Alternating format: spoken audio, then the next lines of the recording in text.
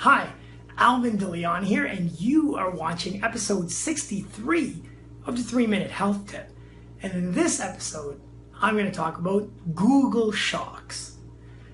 When I was in chiropractic school way back when, it was probably around 1999 now, I remember being in one of our physiology classes, learning about pathology and all of the different conditions and diseases that we experience. And I remember one particular day where we were learning about lymphomas and how they present, how they feel, how to know whether it's a benign one or something that's more serious. And I remember being in the shower at my dorm the night after that class and noticing that there was something in my neck that felt like it was the size of a pea. There was no pain. It felt a little bit like it was maybe movable. And I remember the next day bringing this up with my professor saying, remember yesterday we talked about those lymphomas and can you feel this? Like, I think this sort of feels like maybe that's a type of lymphoma perhaps.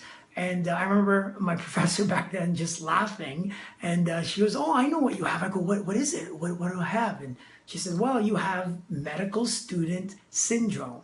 And I said, "Medical student syndrome, what is that?" And she goes on to say how, this is a condition where medical students that are studying a particular disease or condition or illness tends to believe that they have that condition that they're studying.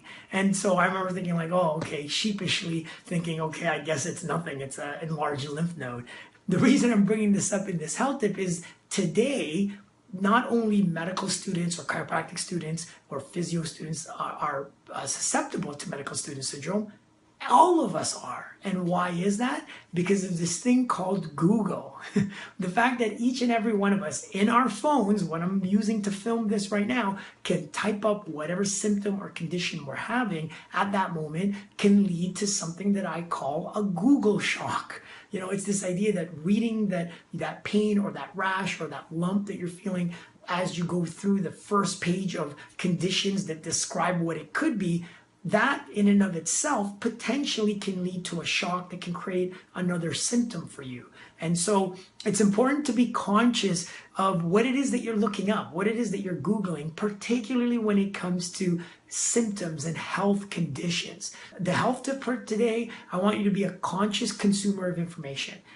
If you have to Google a symptom, take everything that you're going to read with a grain of salt, put it in a certain perspective. Better yet, look it up on the learninggnm.com website and get that perspective maybe before you Google it to find out the other medical explanation for that condition. And then you take all that information to process what is it that's going to feel right for you in terms of what you need to do next. Again, today's health tip, be a conscious consumer of information, avoid the Google shock, keep at it regarding learning this amazing information on the learninggnm.com website.